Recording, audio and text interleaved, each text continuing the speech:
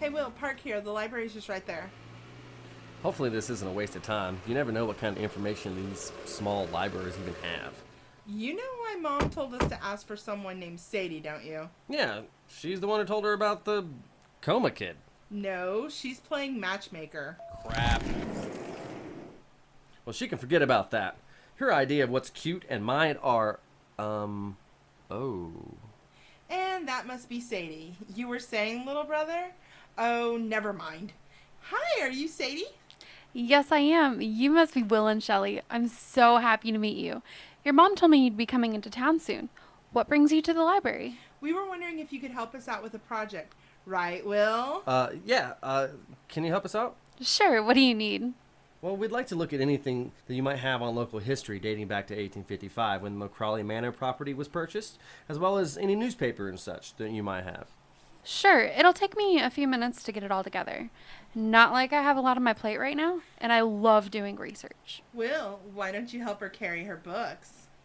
Oh yeah, I can help you carry your books. That'd be great. Most of what you want is going to be on microfilm.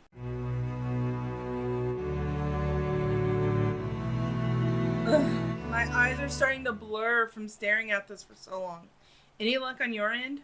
Not really. Pretty much same information that we already knew, but I wrote all the dates down. I really think what you want to know isn't going to be in here. You need to talk to the locals. They'll know all the stories that the newspaper didn't print. But do you think they will talk to us? They all seem very welcoming, but only to a point.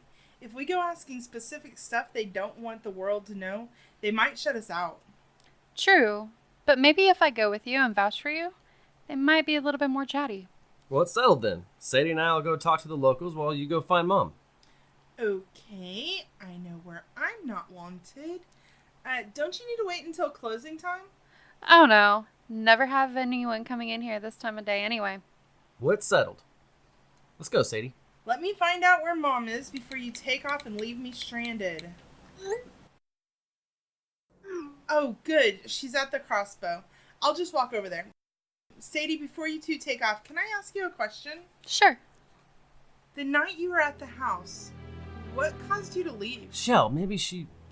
No, it's okay. We had been hearing weird things all night. You know, stuff like footsteps, but then we started hearing whispers. And that was enough for me, so I bolted. What did the whispers say? I don't know, it sounded a little bit like Gaelic. My grandmother was from Scotland. I never learned how to speak it, so a few of the words sounded familiar. That makes sense. Of course. Things are pointing more and more to the McCrawleys. Who? We found the McCrawleys were originally the McCrawlicks, but then they changed their name when they immigrated.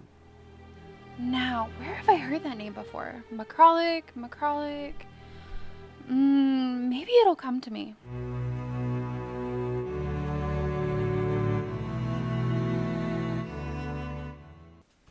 Hey, where is everybody? We're in the kitchen. Hello, Dudley. Did you have fun with Jess today? I got the plans for the house. There's not a secret passage or hidden chamber in the place. I'm still going to do some measuring, just to make sure the plans match up. Fair enough. Did Shell tell you what we found out from Sadie? Yes, and she also told me that you were quite smitten with her. Smitten? Really? Come on, Mom. Who really says smitten nowadays? Me. I say smitten. Okay, so did you guys have any luck talking to the locals? Just more of the same. Well, I think my outing was a bit more fruitful.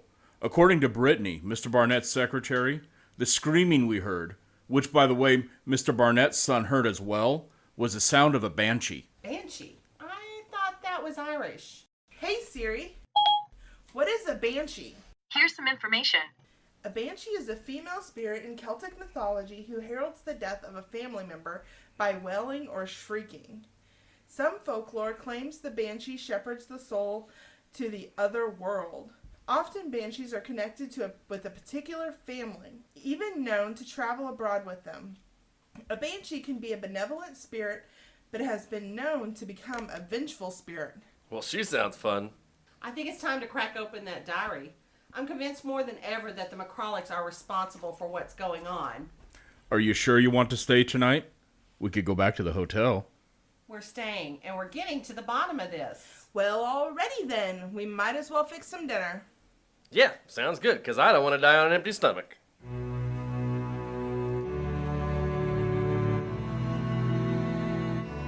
I found it. This explains so much. Listen to this. 9th day of July in the year of our Lord 1850. My dearest Duncan confided that he was burdened with a dreadful family secret. Now that we are betrothed, he sought me out to share said burden with me. Dear Lord, I wish he had not confided in me, and it is dreadfully horrid. Forgive me, but despite my love for my dearest Duncan, I am afraid. I pray our love can outweigh the binds of this curse.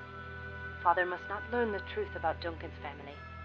If he finds out what fate might be waiting for me, he will surely send me away, never to see my beloved again. There I even put to paper the story. Perhaps the telling will help to expel the horrors from my mind. In the 16th century, the MacCrollick clan was notorious for being the cruelest clan in all of Scotland. Even the British were afraid to face them. The laird himself was pure evil, and his sons would find any excuse to fight, torture, and even kill, often for a sport and mere enjoyment. Anyone foolish to wander onto their lands was often not seen again. Those under his protection were not even immune to his wrath. After the laird's death, the sons no longer had the desire to continue competing for their father's approval and eventually drank themselves to death. Through the centuries, the manor turned to ruins and the coffers emptied. The family secluded themselves within its walls. Rarely were the MacCrollicks seen. My dear Duncan decided to leave the manor to seek higher education. That's it for this entry. Interesting. But not sure if it's really an answer to what's going on here. And we know they got married, so they're not just wandering the halls in Scotland. But remember what I read earlier about the Banshee? She attaches to a family and has been known to travel abroad. I think this is giving us more questions and fewer answers. Maybe if I keep reading it, it'll start to make sense. All I'm hearing is there's a banshee in the house. And are we okay with that? I vote no. I don't think the Banshee's going to hurt us, but we still don't know where Molly's family went, or the McGraws, or why Barnett's son murdered his wife. Or why the hell we're still here? We're here to figure out what's going on. And I think we're safe as long as we stay together. Shh. Hey, do you hear that? That's what Sadie said she heard the last time she was here. Shelley, get your phone out and record it. Did you get that? Let's put that in a translator app. Well, crap. It's Gaelic, all right. What were they saying? Stuck here, like the rest of us.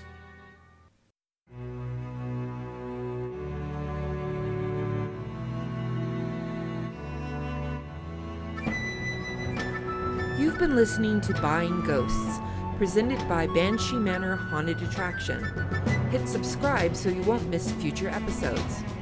Episode 6, The Diary, features Jonna Summers as Annie Seals, Dennis Plummer as Rob Seals, Natasha Campbell as Shelley Pleasure, Luke Church as Will Pleasure, Devin Bollet as Sadie, and Courtney Jensen as Molly MacCrollick.